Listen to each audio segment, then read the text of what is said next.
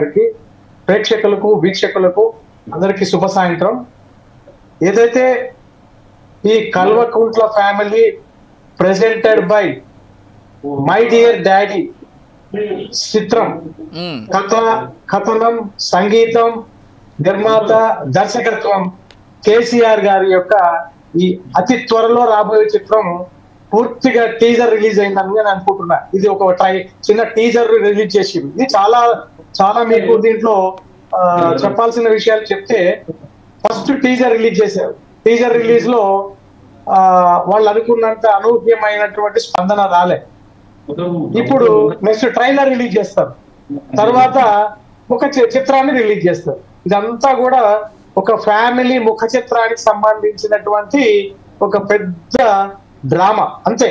కేవలము గతంలో ఏదైతే ఈ యొక్క కల్వకుంట్ల ఫ్యామిలీ ఉద్యమ నాయకుడుగా ఉన్నటువంటి కేసీఆర్ గారు ఉద్యమ పార్టీ స్థాపించి నీళ్లు నియామకాలు నిధులు అనేటువంటి ఒక పెద్ద పేరుతో తెలంగాణ రాష్ట్ర సమితి స్థాపించిన తరువాత పలు సంవత్సరాలు పలు కాల వ్యవధిలో ఎన్నో ఉద్యమ ఫలితాల పోరాటంగా ఎంతో మంది అసువులు బాసినటువంటి ప్రాణ త్యాగాల కారణంగా 1400 మంది అసువులు బాసినటువంటి ఈ తెలంగాణ రాష్ట్రం ఏర్పాటు చెందిన తరువాత ప్రతిపక్షం అనేటువంటిది కాంగ్రెస్ పార్టీకి ప్రజలు ఇచ్చినటువంటి తరుణంలో కాంగ్రెస్ పార్టీని లేకుండా కొన్ని మంత్రి పదవులు కొన్ని డబ్బులు అన్ని కూడా ఆశ చూపి కాంగ్రెస్ పార్టీలో ఉండే వాళ్ళందరినీ టిఆర్ఎస్ పార్టీలో చేర్చుకొని ప్రతిపక్ష పార్టీయే ఉండకుండా ఏ మేధావి మాట్లాడకుండా ఏ యొక్క సంఘము మాట్లాడకుండా నియంతృత్వ పాలనతో, బాగా వినండి, నియంతృత్వ పాలనతో తెలంగాణలో ప్రగతి భవన్ వేదికగా మొదటి 5 సంవత్సరాల కాలంలో ఏదో అభివృద్ధి చేశామని చెప్పని అభివృద్ధి చేయబోతున్నామని చెప్పని రెండోసారి 8 నెలల ముందే తెలంగాణ రాష్ట్ర సమితి ఎన్నికలకు పోయి కలిసిపోతే ఇబ్బంది అవుతుంది అని చెప్పని, ఎక్కడ బీజేపీ వస్తుందని చెప్పని, రాష్ట్రంలో బీజేపీ రాబోతుందని, తర్వాత రాలేకపోతున్నానని చెప్పని చేసినటువంటి తరుణంలో రెండోసారి మళ్ళీ ముఖ్యమంత్రి పీఠాన్ని ఎక్కించినటువంటి ముఖ్యమంత్రి కేసీఆర్ గారు తెలంగాణ ఉద్యమ పార్టీని భారతీయ రాష్ట్ర సమితి అని చెప్పాడు. కానీ భారతీయ రాష్ట్ర సమితి కాదు, అది బాధితుల రాష్ట్ర సమితి. వాస్తవంగా కుటుంబంలో సభ్యుల కోసము, కుటుంబంలో ఉన్నటువంటి తన కొడుకు కూతురు అల్లుడు వీళ్ళందరి యొక్క సౌఖ్యం కోసము రాజకీయ పార్టీగా ఏ రోజైతే ఆయన మార్చాడో, ఉద్యమ పార్టీ కాదు ఇది రాజకీయ పార్టీ అని చెప్పినటువంటి సందర్భాన్ని కూడా పలు మీడియా వేదికగా మనం విన్నాం. ఏ రోజైతే ఈ విధంగా జరుగుతున్న సందర్భంలో ఎక్కడ ప్రాముఖ్యత కోల్పోయి ఉనికి కోల్పోయి మళ్ళీ రాష్ట్రంలో హ్యాట్రిక్ కొట్టాలనుకున్న సందర్భంలో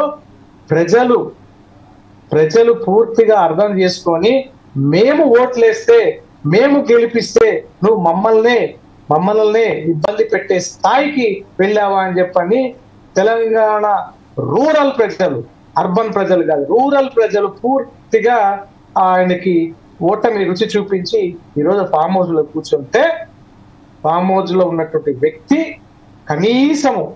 కనీసము గెలిచిన తర్వాత వేతనం తీసుకుంటూ అసెంబ్లీకి రాకపోగా, ప్రతిపక్ష నేతగా మాట్లాడకపోగా ఇటువంటి తెలంగాణ కుటుంబం నుంచి మై డియర్ డాడీ అనేటువంటి చిత్రాలు రిలీజ్ చేసుకునేటువంటి సందర్భం జరుగుతుంది. ఇంతకంటే ఏముంటదండి ఘోరం? ఇంతకంటే ఏమైనా ఘోరం ఉందా? తెలంగాణ ప్రతిపక్ష నేతగా ఉండి శాసనసభలో నువ్వు ఈ రోజు ప్రశ్నించాల్సింది పోయి ప్రశ్నించకుండా కేటీఆర్ అనేటువంటి ఒక వర్కింగ్ ప్రెసిడెంట్ పెట్టి బూతులు మాట్లాడిస్తూ ప్రధానమంత్రి లేదు, ముఖ్యమంత్రి లేదు, ఏ మంత్రి లేదు, ఇష్టం వచ్చినట్టు మాట్లాడుతుంది ఆ కేటీఆర్ గారు. అదేవిధంగా కవిత లిక్కర్ స్కామ్ లో ఆమె చేసినటువంటి అవినీతి అంతా ఇంత కాదు. ఈ సందర్భంగా ఏం చేయాలి? ఏదో ఒక ట్రైలరు, ఏదో ఒక టీజరు, ఏదో ఒక అట్లా కాదు. అసలు పాపం లిక్కర్ స్కామ్ పెట్టిందే ఆ పార్టీ మీ పార్టీలో విలీనం చేసుకునేందుకు ఒక కుట్ర ఏదో చేశారంట కదా మీరు, ఆ పార్టీలో ఉన్నటువంటి కొంతమంది. కవిత గారు అదే అంటున్నారు. ఏమండి ఒక్కటి చెప్పేది నాకు, లిక్కర్ స్కామ్ లో మేము పార్టీలో విలీనం చేసుకోవాల్సి ఉంటే మా అప్పటి అధ్యక్షుడు బండి సంజయ్ గారు ఎన్నో పోరాటాలు చేశారు, మీకు తెలుసు. అసలు భారతీయ జనతా పార్టీ అధ్యక్షుడైనప్పటి నుంచి ప్రతిపక్షం స్వపక్షంతో కలిసిపోయి కుమ్ముక్కై కాంగ్రెస్ పార్టీ ప్రతిపక్ష హోదాని ఇచ్చినటువంటి ప్రజలు మాట్లాడకపోయిన సందర్భంలో ఎన్నో పోరాటాలు చేసి అసలు బీఆర్ఎస్ ని గద్దె దించడంలో, ప్రగతి భవన్ నుంచి farm house కూర్చోబెట్టడంలో Bharatiya Janata party ముందున్నదా లేదా, ఇది కావాలంటే అడగండి. దానికి ఒక పోల్ పెట్టండి. భారతీయ జనతా పార్టీ బీఆర్ఎస్ పార్టీని గద్దె దించడంలో ప్రముఖ పాత్ర వహించిందా లేదా? బీజేవైఎం కానీ బీజేపీ కానీ కార్యకర్త ప్రతి ఒక్కరు కష్టపడి ఆయన యొక్క అవినీతిని ఎండగట్టిందే బీజేపీ. కొన్ని అనూహ్య పరిణామాల వల్ల, కొన్ని స్వీయ వ్యూహాల ఫలితంగా మేము థర్డ్ పొజిషన్కి రావడం జరిగింది. రెండో ప్లేస్ లో ఉన్నటువంటి రేవంత్ రెడ్డి కొన్ని మీడియా సంస్థలతో కొంతమందితో 6 గ్యారంటీలు అని చెప్పి, 6 గ్యారంటీలు 100 రోజుల్లో హామీలు ఇస్తామని చెప్పి చెప్పి చెప్తున్నా, ఇవన్నీ చెప్పినందువల్ల అధికారంలోకి వచ్చారు. ఇప్పుడు మళ్ళీ చెప్తున్నా, అసలు విషయానికి వస్తున్నా. భారతీయ జనతా పార్టీని బీఆర్ఎస్ పార్టీని విలీనం చేసుకోవాల్సిన అవసరమే